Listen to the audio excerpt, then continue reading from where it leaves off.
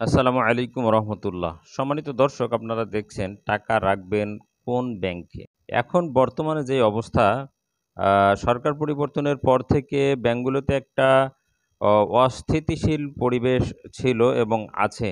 টাকা উত্তোলনের একটা সীমা দেয়া হচ্ছিল যে ৳৫,০০,০০০ সর্বোচ্চ উঠাতে পারবে। ব্যাংকগুলোতে কাস্টমারের ভিড়, অনেক ব্যাংকই টাকা দিতে পারছে না। এর মধ্যে আবার ব্যাংক খাদক, ব্যাংক খেয়ে ফেলেছে ধরেন যে সরকারের প্রত্যক্ষ এবং পরোক্ষ মদদে এসআরএম গ্রুপ। এসআরএম গ্রুপের ৭টি নিয়ন্ত্রণাধীন ব্যাংক ছিল। এর মধ্যে ইসলামী ব্যাংকের দেখেন, ইসলামী ব্যাংকের ঋণপত্র খোলাসহ ব্যবসা পরিচালনায় সকল বিধিনিষেধ প্রত্যাহার করা হয়েছে।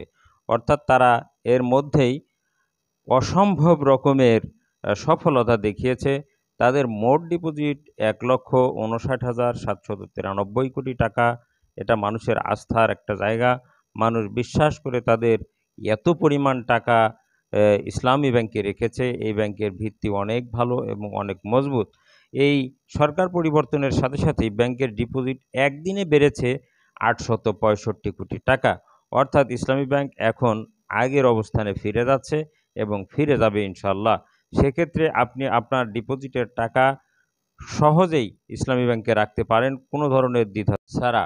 ইতিমধ্যে বাংলাদেশ ব্যাংকের গভর্নর কিন্তু আশ্বস্ত করেছেন এবং উনি আশ্চর্য হয়েছেন যে ইসলামী ব্যাংক তাদের এত পরিমাণ সফলতা গত ১ মাসে দেখিয়েছে। ধন্যবাদ।